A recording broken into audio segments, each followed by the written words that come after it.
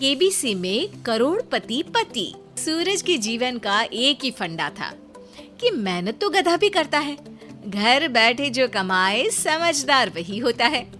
इसीलिए उसने कभी नौकरी ही नहीं ढूंढी। इस बात से हालांकि उसकी पत्नी शिखा बिल्कुल भी अग्री नहीं करती थी, पर फिर भी सूरज को समझाना बेकार था। टीवी में कैसे बनोगे करोड़पति का ऐड देखकर उसे लगा कि बस अब तो घर बैठे ही वो करोड़पति बन सकता है, और उसके पीछे उसने अपने सारे सोर्सेस एक्टिव कर दिए। 2 हफ्ते में उसके कलीग के साले के पड़ोसी के बेटे का सोर्स निकलता है जो कि उसे शो में पहुंचा सकता है, और सूरज उससे मिलने चला जाता है। अच्छा, तो हमें मुकेश जी बता रहे थे कि आप हमें शो में पहुंचा सकते हैं। हाँ, उसमें कोई तकलीफ नहीं है। मैं कल अगर कोशिश करूँ तो इसी महीने में आपका नंबर आ जाएगा। अरे ये तो बहुत बढ़िया हो गया।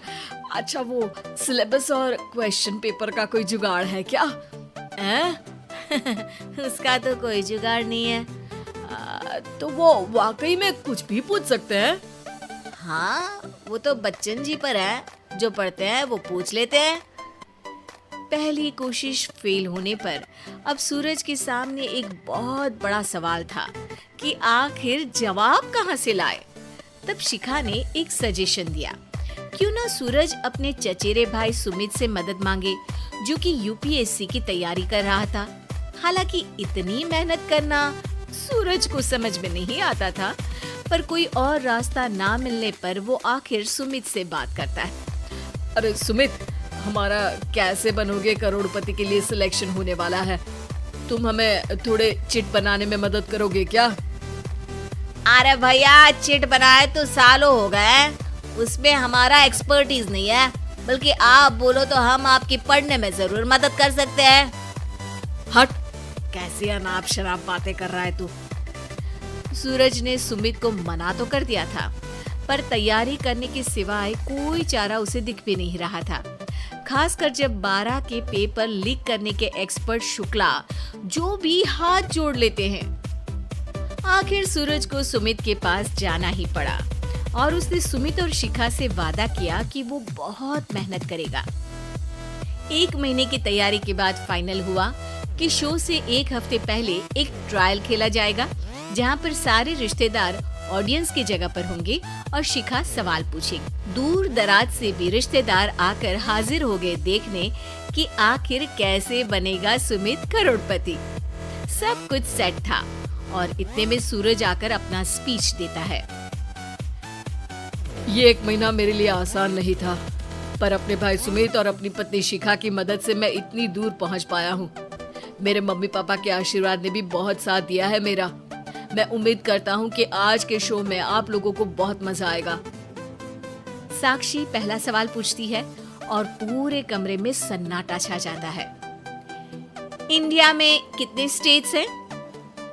3, सॉलिड, लिक्विड और गैस। अरे रुकिए, तो ऑप्शंस तो देने दीजिए।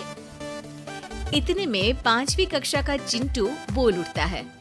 अरे क्या मामा, आप तो पहले सवाल पर ही आउट हो गए।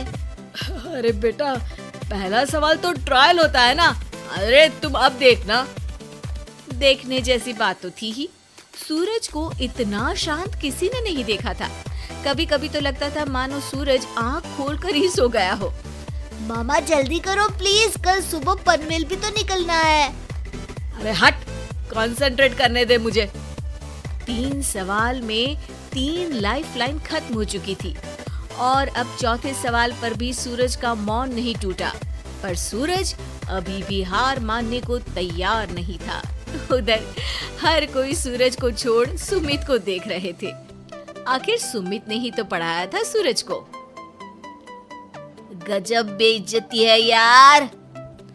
अरे बेटा, तो बाप का, दादा का, भाई का, सबका नाम बुड़वाएगा। अरे 3 लाइफलाइन ले ली तो भी तेरा कुछ नहीं होना है। अरे कोई इतनी बात करता है क्या शो पर? अरे बेटा, शो पर तेरे जैसे भी तो नहीं आते ना। सूरज की ये जंग आखिर 1 घंटे बाद 5वें सवाल पर खत्म हो गई, जब उसने इंडिया के नेशनल बर्ड का नाम कहा, कौवा। अरे बेटा, मजा तो बहुत आया, बस थोड़ा टाइम पर खत्म होता तो आनंद भी आ जाता। ताने बारिश के बूंदों की तरह बरस रहे थे और सूरज को भी समझ आ रहा था कि ये करोड़पति बनना शायद उसके बस के बाहर की बात है। पर वो आखिर ये बात मान कैसे लेता? वो सख्त लौंडा जो ठहरा, उसने सोचा कि बेइज्जती तो हो ही चुकी है, पर अगर मैं हार नहीं मानूं तो शायद कुछ हो सकता है।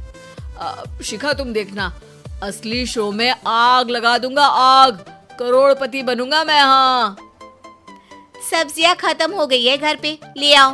पहले पति बन जाओ, फिर करोड़पति बनना। अरे गजब बेइज्जती है यार। बेटा, अभी तो घर पर ही हुई है, 1 हफ्ते में तो तुम देश के सामने करवा कर आओगे। वैसे जब टीवी पर जाओ ना तो बस अपने मम्मी का ही नाम लेना, ठीक है? कोई पूछे तो बोलना कि पापा नहीं है मेरे। अरे पढ़ाई की, पेपर निकलवाए, इतने सारे लोगों को खाना खिलवाया, क्या फर्क पड़ा? इसीलिए मैं कहता हूँ कि मेहनत तो गधा भी करता है, घर बैठे जो कमाए वही सिकंदर। लेकिन मामा, गधे भी जानते हैं कि हमारा राष्ट्रीय पक्षी मोर है।